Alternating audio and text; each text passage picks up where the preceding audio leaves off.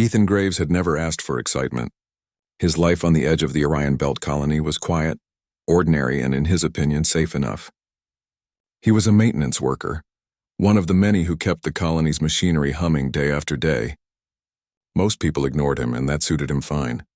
He wasn't a soldier, or a scientist, or one of the flashy pilots who came back from missions with stories to tell. No, Ethan just carried his toolbox, fixed what was broken, and collected his modest credits at the end of the week.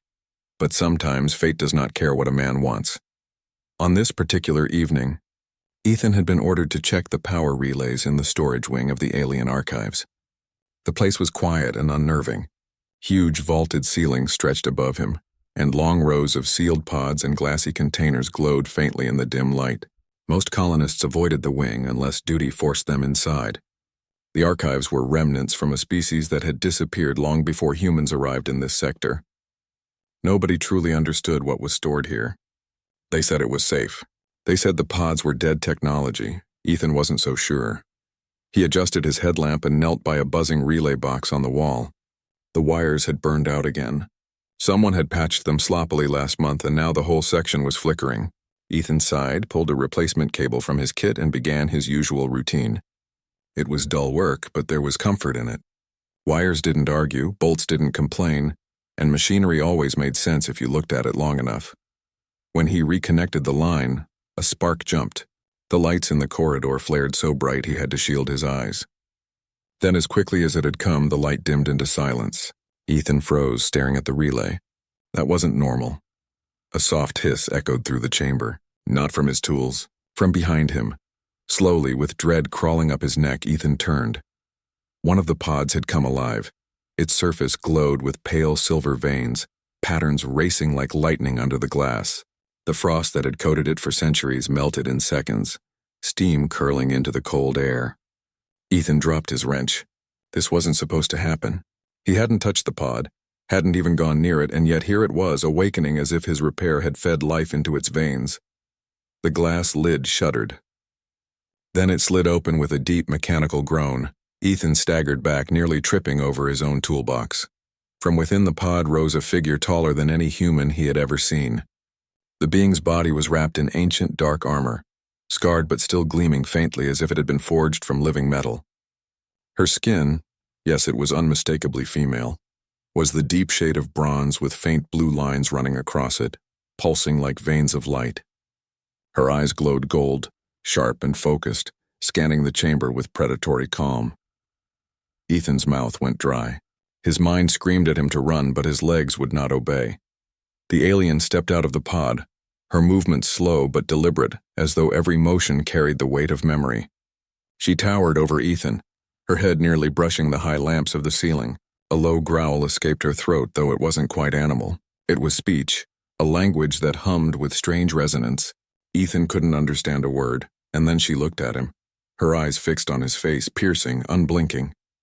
For a long moment, silence filled the chamber except for the distant hum of machinery. Ethan's pulse hammered in his ears. He waited for claws, for weapons, for death. Instead, the alien bent her knee. The armor clinked softly as she knelt on one leg before him, lowering her head. The growling voice returned, but this time, as if the words shaped themselves in his mind, Ethan understood. Wake her. Ethan blinked. Sorry, what? Her gaze rose again, fierce but not hostile. She repeated the word, clearer now, as though the meaning itself was crawling into his thoughts. Wake her. Ethan shook his head, heart still pounding. Look, I think you've got the wrong guy. I'm not a commander or a leader or whatever you think I am. I fix wires. I screw bolts. That's it. But the alien only straightened slowly, towering above him once more. Her expression was unreadable, though her eyes seemed almost reverent. She placed a hand on her chest, then pointed directly at him. To his disbelief, she bowed again. Ethan swallowed hard. He had no idea what was happening. But one thing was certain. He had woken up something ancient, and whatever it was, it thought he was important. Too important. And from the deep hum building in the walls around them, Ethan had the terrifying sense that this accident was only the beginning. Ethan hardly slept that night. After the encounter in the archives, he had stumbled back to his quarters, mind racing. He expected alarms to blare, soldiers to storm in, or the colony governor to drag him out for questioning. But nothing happened. The alien warrior, if she could even be called that, had followed him silently through the corridors like a shadow. People stared, some ran, and a few shouted warnings, but she ignored them all. She walked only behind Ethan, her heavy steps echoing in rhythm with his lighter ones, like a guard bound to her charge. Now in the pale morning light of the colony's artificial day cycle, she sat on the floor of his small room. Her armored frame took up half the space. She hadn't spoken since the word she had used in the archives, waker. She simply sat there, eyes closed, as if meditating, or waiting. Ethan rubbed his face, trying to make sense of it all. He had accidentally woken up a sleeping alien, and instead of killing him or running loose, she had pledged herself to him. That couldn't be right. Maybe the translation in his head was wrong. Maybe she was just confused. Finally, Ethan gathered his courage and spoke. Okay, look, I don't know if you understand me, but I'm not important. I didn't mean to wake you. It was an accident. Total accident. Her golden eyes opened slowly, fixing on him. She tilted her head as if studying his words, then tapped her chest with one armored hand.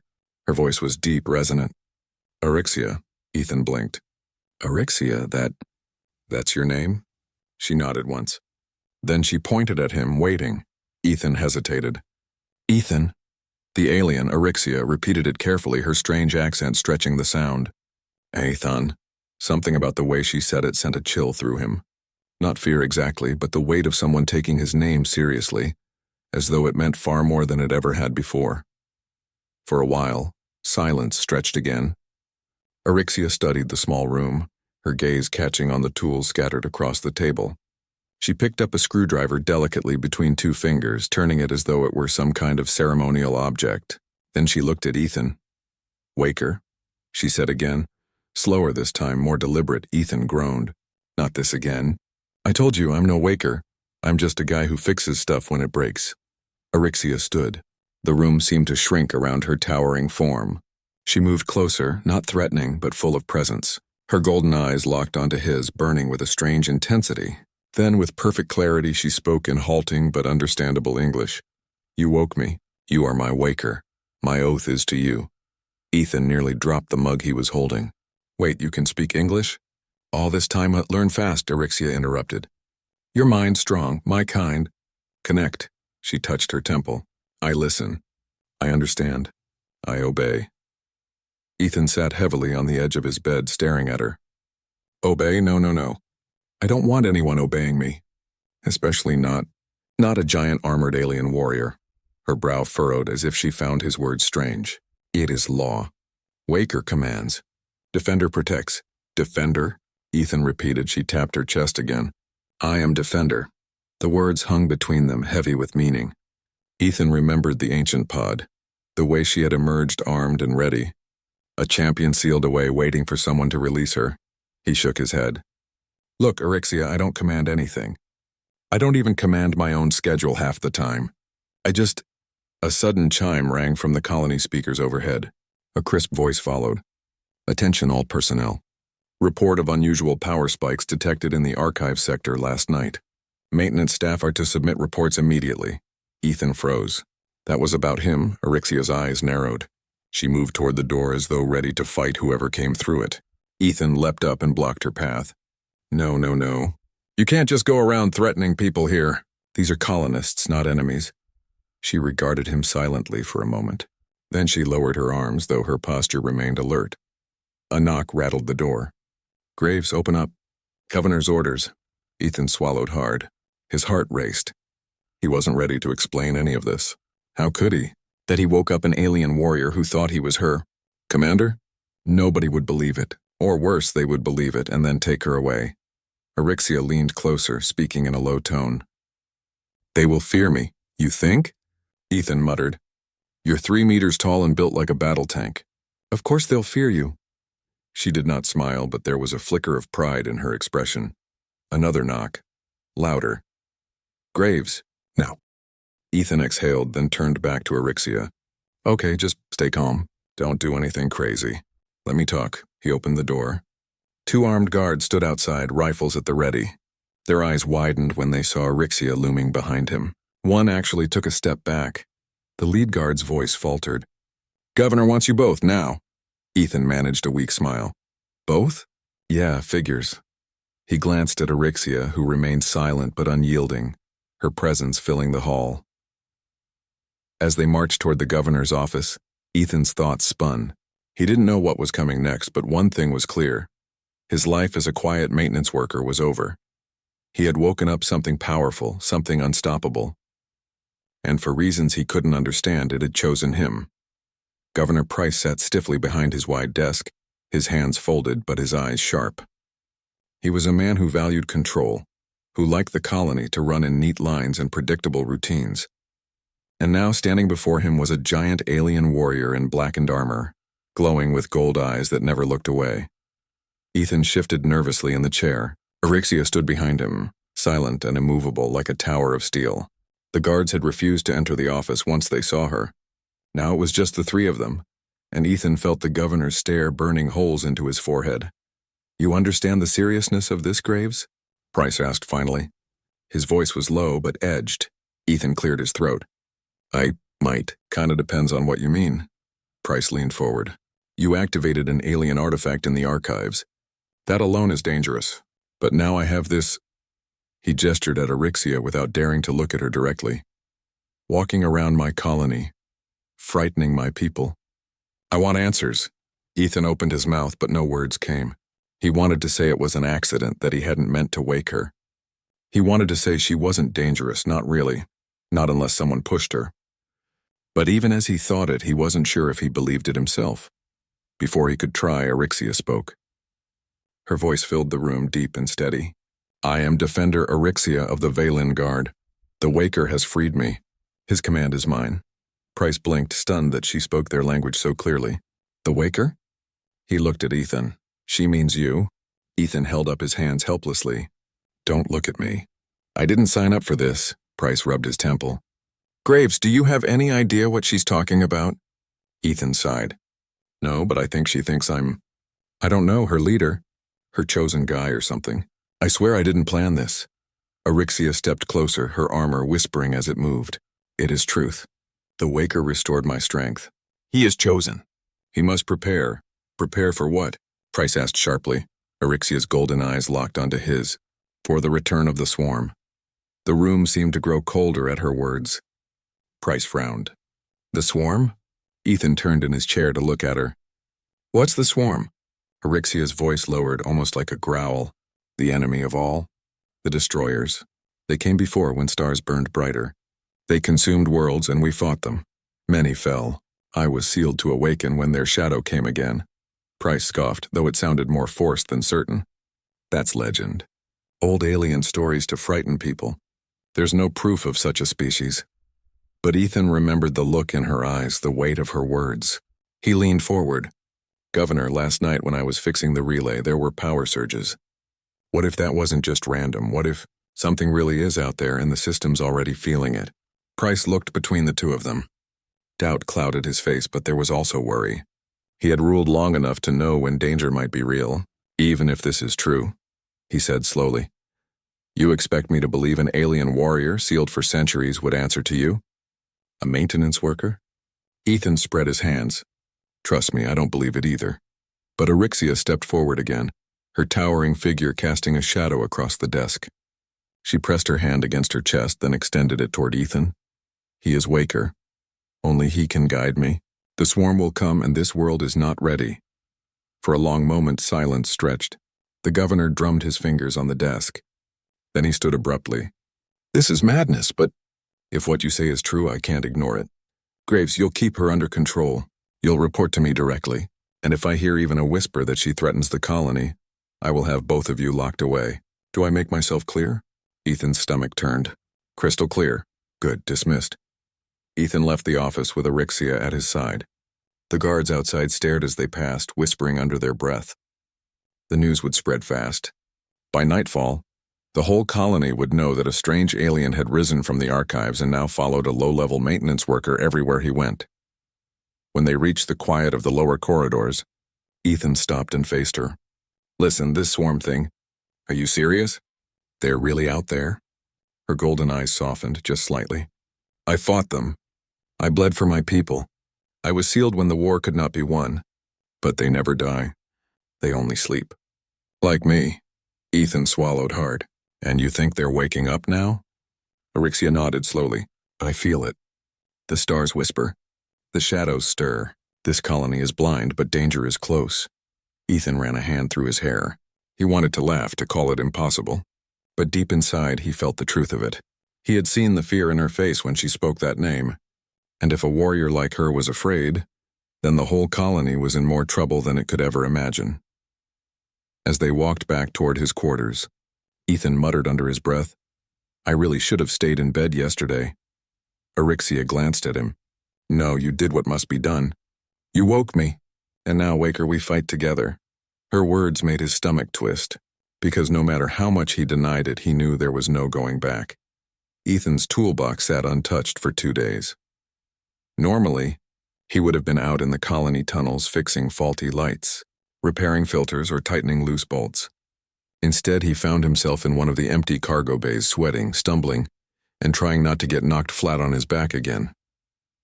Balance, Orixia said firmly. Her deep voice echoed across the metal walls. You stand like weak reed in the wind, strong base, wide feet. Again, Ethan groaned, trying to shift his stance. His arms ached, his legs wobbled, and the wooden staff she had given him felt like it weighed 10 kilos instead of 2. You know, I didn't sign up for alien boot camp. You are Waker, Orixia replied without sympathy. She circled him, moving like a predator but speaking like a teacher. Defender cannot fight without command. Command must have strength. I don't need strength, Ethan muttered. I just need to not die while holding a wrench. Orixia's golden eyes narrowed. In a blur of movement, she swung her own staff and smacked his shoulder hard enough to spin him halfway around. Ethan yelped, barely keeping his balance. Not good enough, she said. The swarm will not wait for you to fix wires. They will tear this colony apart. And if you are weak, I will fail. Ethan rubbed his aching shoulder. He wanted to argue, to remind her that he wasn't a soldier. But deep down, he knew she was right. If what she said about the swarm was true, then the colony's defense forces, undertrained, under-equipped, wouldn't stand a chance. Someone had to be ready, and for reasons he still couldn't understand. She believed that someone was him, so he lifted the staff again. Hours passed with the sound of wood striking wood, the crash of failed blocks, and Ethan's frustrated groans. Orixia never tired, never slowed. Her patience was strange. She could strike like lightning. But when Ethan failed, she would calmly adjust his grip, guide his stance, and repeat the move until he understood. Slowly, painfully, his clumsy swings became a little less clumsy. His footing stopped sliding out from under him every other step. By the time the colony lights dimmed to evening cycle, Ethan collapsed on the floor, drenched in sweat. Orixia stood over him, staff resting against her shoulder, unbothered. You learn, she said. Feels more like I die, Ethan muttered, staring at the ceiling. She crouched down beside him. Her golden eyes studied him in silence. Then with a small nod, she spoke softer than before. Humans are different. Not strong like my people, but quick. You fall, you rise again. You fail, you try again. That is strength. Ethan turned his head toward her. You mean stubbornness. Her lips curved in something that might have been a smile. Yes, stubborn. For the first time, Ethan let himself chuckle. It wasn't much, but it felt good. Word of their training had already begun to spread through the colony. Workers whispered about the strange pair in the cargo bay, the alien warrior teaching the maintenance man.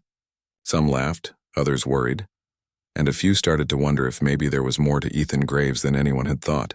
He hated the attention, but Orixia seemed pleased. One evening, as they left the bay, they passed a group of off-duty engineers. One of them, a tall man named Orcs, sneered as they walked by. Hey, Graves, he called out. Teaching your pet tricks? Maybe she'll fetch your tools next. The engineers laughed. Ethan flushed red, clenching his fists, but he EPT walking. Orixia, however, stopped. She turned her head, golden eyes burning into the group. The laughter died instantly. Without a word, she continued after Ethan. But the engineers quickly scattered down another corridor. You don't have to do that, Ethan said quietly. They dishonor you, Orixia replied. They just don't understand. No one does. She looked at him for a long moment, then said, They will. The next morning, alarms rang through the colony. Not the usual drills or minor malfunctions. This alarm was sharp, urgent, and unmistakable. Ethan bolted upright in bed, heart racing. Orixia was already at the door, armor shimmering faintly as if awakened by the sound. "Report!" she demanded as the corridor lights flared red. A young officer ran past, panic in his eyes. "Perimeter patrol lost contact. We think a ship just entered the system, unknown origin." Ethan's stomach dropped. Unknown origin. That could mean anything, but he knew exactly what Orixia would say. "The swarm," she whispered. Within minutes, the colony defense forces scrambled to their stations. Pilots rushed to their fighters, gunners manned turrets, and command officers filled the control room with shouts and data. Ethan had no place there, he was just maintenance after all, but Orixia dragged him along. When they arrived, the governor himself was barking orders. His face paled when he saw them, but he didn't stop them from entering. On the main screen, a dark shape appeared against the stars. Not a human vessel. Not any ship the colony had records of. It moved with strange precision, scanning the system, like a predator searching for prey. Ethan's throat went dry. It wasn't an invasion fleet, not yet. Just one ship. But it was enough to make the entire command room tense. Orixia stood tall, her voice cutting through the chaos. "They test your strength. They taste the air before the storm." Everyone fell silent at her words. Ethan felt all eyes shift to him as if he held the answers. He wanted to run, to disappear into the shadows of his old life. But with Orixia at his side, waiting, he couldn't. For better or worse, he was the waker, and the storm was coming. The colony had never felt so small. Every corridor shook with the thrum of engines. Every room buzzed with nervous voices, and every face Ethan passed was pale with fear. The unknown ship lingered at the edge of the system, silent, unmoving, but its presence pressed on everyone like a weight. Governor Price had declared a full defense alert. Fighters were launched, turrets powered up, and every available soldier was stationed at key points. But deep inside, Ethan knew most of them had never fought in a real battle. They were miners, engineers, and traders first, soldiers second. Against whatever waited out there, would they really stand a chance? In the command room, the tension grew thicker by the hour. "They're not responding to hails," one officer reported. "No transmissions of any kind. Just watching. Like wolves circling a campfire," Orixia muttered, her eyes locked on the screen. Ethan stood beside her, trying not to show how badly his hands were shaking. "Maybe they'll just leave?" he suggested weakly, but Orixia shook her head. "The swarm never leaves. They test, they strike. They learn, and then they come with the storm." As if her words were a signal, the screen suddenly flared with light. The enemy vessel powered weapons, beams of strange blue energy slicing through the black of space. The colony's defense turrets roared to life, spitting streams of plasma back at the intruder. The first battle had begun. "Shields at 60%, an officer cried. "They're targeting the outer generators." Explosions rocked the colony. Ethan gripped the edge of a console as alarms screamed. He watched helplessly as two of the colony's smaller defense ships were torn apart in seconds, their wreckage scattering like dust. "Fall back," Governor Price shouted. "Bring the fighters in closer." But the pilots were disorganized, unprepared for an enemy like this. Their formations broke almost immediately under the strange maneuvers of the swarm ship. Fighters collided, some spiraling out of control, others picked off one by one. "This is a massacre," Ethan whispered. Orixia turned to him, her voice fierce. "Not if you act. Me?" Ethan's eyes widened. "I'm not a commander." "I don't even know what half these buttons do." "You don't need buttons," Orixia growled. "You need mind. You see what they do not. Use it." Her golden eyes locked onto his, steady and unwavering. For reasons he couldn't explain, something inside Ethan clicked. He wasn't a soldier, but he was a fixer. He saw problems in systems, spotted weaknesses, patched solutions together on the fly. Maybe war wasn't so different, just a bigger system breaking apart. He grabbed the comm headset from a stunned officer. "Fighters, listen up. Stop chasing them. They're baiting you. Pull back. Form a wall around the colony's main turrets. Keep them in crossfire." There was hesitation at first, but Orixia's hand came down on the console, her voice booming over the channel. "Obey the waker." Something about her authority silenced the room. The pilots began to follow Ethan's orders. Slowly, the chaos shifted. The fighters pulled back into tighter lines, weaving around the turrets instead of scattering in open space. The enemy ship fired again, but this time the concentrated wall of plasma returned the strike with brutal force. "Direct hit," someone shouted. "They're pulling back." The enemy ship twisted sharply, trying to retreat into the dark. For the first time, Ethan saw hesitation in their movements. They hadn't expected resistance, but the victory was fragile. More alarms blared as reports flooded in. Heavy damage to the outer ring, multiple casualties, power draining from the shield grid. If another ship came, the colony would not survive. The enemy vessel lingered for a moment longer, then vanished into the stars, retreating beyond sensor range. Cheers broke out across the command room, but they were thin, nervous cheers. Everyone knew this wasn't the end. It was only the beginning. Governor Price turned to Ethan, disbelief etched across his face. Graves, how did you... Ethan pulled off the headset, his heart still pounding. "I don't know, I just saw what was happening. And guessed." "Guessed?" Price repeated, incredulous. "It worked," Orixia said firmly. Her presence filled the room as she stepped closer to Ethan. "The Waker sees. He commands. He saves you." The governor's jaw tightened, but he couldn't argue with the results. Without Ethan's quick thinking, the colony would already be ash. When the meeting dissolved, Ethan walked out into the corridor, his legs shaking with exhaustion. Orixia followed, silent at first. Finally she spoke, her tone softer than before. "You doubt yourself. But today you prove truth. You are Waker." Ethan leaned against the wall, running a hand through his hair. "I don't feel like one. I feel like a guy who almost had a heart attack on the comm system." Orixia tilted her head, almost amused. "That is human way. Fear does not stop you. That is why you lead." He looked at her, surprised by the warmth in her words. For the first time, he realized she wasn't just protecting him because of some ancient oath. She believed in him, but the thought chilled him too. Because if she believed in him, then she truly expected him to stand against the swarm. And after what he had just seen, Ethan knew one thing for certain. The swarm would be back. Stronger. Hungrier. The battle had been won, but the war was only just beginning. The colony was alive with noise and movement. After the first attack, no one could deny the danger anymore. The enemy ship had left, but its shadow still lingered. Families whispered in fear. Workers moved with anxious energy, and soldiers drilled day and night. The entire colony knew the swarm would return, and when they did, it would not be with one ship.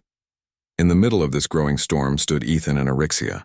For days, Orixia took control of the abandoned cargo bays and empty hangars, turning them into training grounds. Soldiers, engineers, even miners came, some out of duty, others out of curiosity. They came because they had seen with their own eyes how the strange alien had fought, and how Ethan Graves, an ordinary maintenance man, had given the only order that saved them all. At first, they doubted. A miner laughed when Orixia handed him a staff and told him to strike. "I break rocks, not heads," he scoffed. But when Orixia herself sparred with him and dropped him to the floor in one move, no one laughed again. Ethan tried to stay in the background, but people kept turning to him. "What now, Graves? How do we fight?" It felt wrong. He wasn't a leader. He wasn't even trained, but Orixia's gaze was always steady, silently pushing him forward. So he spoke. He explained things the way he knew best, in simple, practical steps. Shields were like air filters. You had to know where the weak points were. Turrets were like power relays. They needed timing, flow, and balance. Slowly, the people began to understand. They weren't soldiers, but with Ethan's quick thinking and Orixia's discipline, they started to become something new. One evening, Ethan stood in the bay watching dozens of colonists run drills. Under Orixia's command, sweat and determination filled the air. He shook his head in disbelief. Just a week ago, he had been fixing a relay invisible to everyone. Now half the colony looked at him as if he carried their future. "You lead them well," Orixia said, stepping beside him. Ethan gave a nervous laugh. "I just tell them what makes sense. You're the one who actually knows how to fight." "Strength alone does not win wars," Orixia replied. "You're kind. You see patterns. You adapt. That is what the swarm fears." Ethan stared at her. "You really believe that, don't you? That humans have something special?" Her golden eyes glowed faintly. "I have fought many battles. I have seen many species break. They fall when their strength fails. But humans, you fall and yet rise again. Stubborn, clever, That is power the swarm cannot consume. Before Ethan could answer, alarms blared again. This time, the enemy didn't send a single ship. 3 dark shapes appeared on the sensors, sliding out of the void like predators returning to finish what they started. The colony roared to life. Fighters scrambled, turrets whirred, and soldiers rushed to their stations. But this time, they were different. This time, they had trained. In the command room, chaos threatened to rise again, but Ethan grabbed the comm headset. His voice shook at first, but Orixia placed a hand on his shoulder, grounding him. "Listen up," Ethan said, speaking to every fighter, every gunner, every soldier across the colony. "We've been scared long enough. We can't match them in strength, but we don't need to. We use our heads and we hold the line, just like we practiced. Trust each other. Trust the plan." The response came back, not in words, but in steady silence, the kind that meant people were ready. The swarm ships closed in, firing beams of searing light. Shields flared. Explosions rattled the colony walls. Fighters darted into formation, not scattering this time, but weaving like a net, forcing the enemy into crossfire. Ethan gave orders as fast as he could think. "Sector 4, reroute power from backups. Turret line 2, focus fire on the lead ship's flank. Fighters, don't chase, herd them into range." And through it all, Orixia moved like a force of nature. When the enemy deployed boarding craft, she met them head-on, leading squads of colonists armed with makeshift weapons. Her blade, glowing with alien energy, cut through enemy drones as if they were paper. To the colonists, she looked unstoppable, a living wall between them and death. Hours felt like days. The battle raged across space and within the colony halls. Ethan shouted orders until his throat was raw. Orixia fought until her armor was scorched and her movement slowed. But together they held. Finally, with a blinding burst of plasma, the lead swarm ship exploded under concentrated fire. The other 2 faltered, then retreated back into the void, leaving the colony scarred but alive. A cheer swept through the command room, raw and desperate. Across the colony, voices rose together in victory. Ethan sank into his chair, trembling with exhaustion. He couldn't believe it. They had won. Somehow, against all odds, they had won. Orixia entered the room, blood and ash streaking her armor, but her eyes still burned with golden fire. She stood tall beside him, her voice ringing out for all to hear. "The Waker leads. The colony endures. The swarm will fear us." Every eye turned to Ethan. For the first time, they didn't see a maintenance worker. They saw a leader. And Ethan, though terrified by what the future would bring, realized something he had never thought before. Maybe Orixia was right. Maybe humans had something worth fearing. The colony was quiet after the battle, not silent, never silent. There were still repair crews working day and night, welding broken panels and replacing burned-out systems. Families moved carefully through the halls, whispering comfort to children who had seen too much fear. The smell of smoke still lingered in some corridors, and the scars of the fight were everywhere. But it was a different kind of quiet now. It was the quiet of people breathing again, the quiet of survival. Against all odds, the colony still stood. Ethan walked slowly through the main thoroughfare, watching colonists rebuild. Everywhere he went, people nodded to him, some offering tired but grateful smiles. He didn't know how to handle it. Just weeks ago, nobody even noticed him. Now every look carried weight, as if he were the reason they were alive. Orixia walked beside him, her armor scorched, her movements slower than usual, but her eyes still burned with golden fire.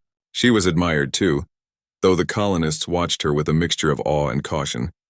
She wasn't human, but she had fought for them, bled for them, and they could never forget that. When they reached the main square, a crowd had gathered. Governor Price stood on a raised platform, his uniform freshly cleaned but his face lined with exhaustion.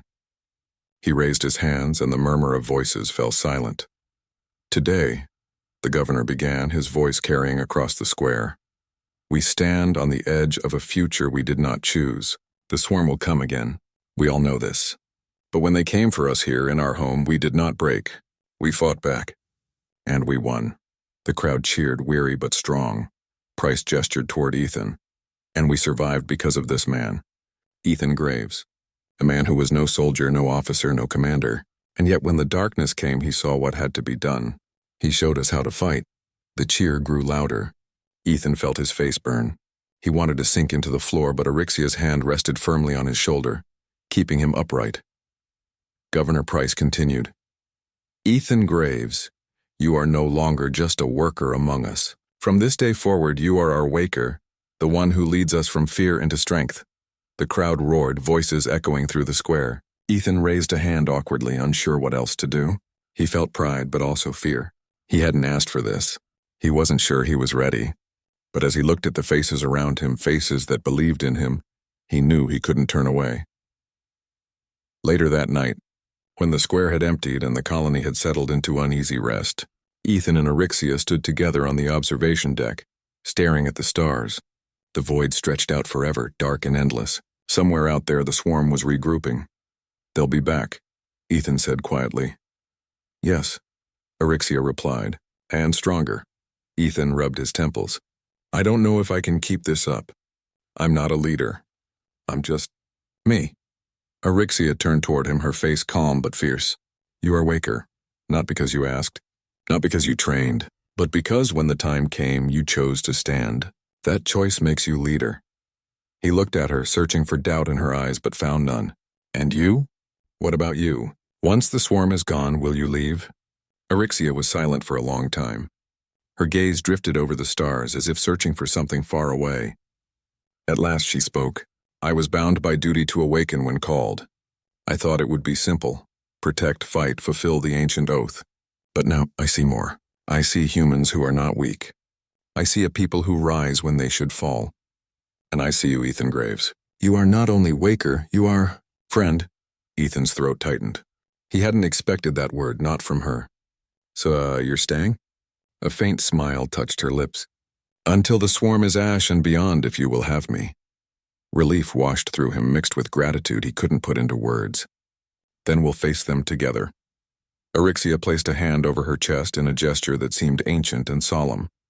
Together, human and guardian, colony and warrior, the swarm will learn fear. They stood in silence, watching the stars. For the first time since the nightmare had begun, Ethan felt something deeper than fear. He felt resolve. The battles ahead would be worse. The swarm would bring their full strength. Many would fall. But humans had something the enemy didn't understand, something Orixia had seen clearly. They had the will to rise again and again, no matter how many times they were struck down. And now, with Orixia by his side, Ethan believed they had a chance. Far beyond the colony in the cold emptiness of space, faint glimmers of light moved like shadows on the horizon. The swarm was waiting. But so were they. The war was not over. It was only beginning.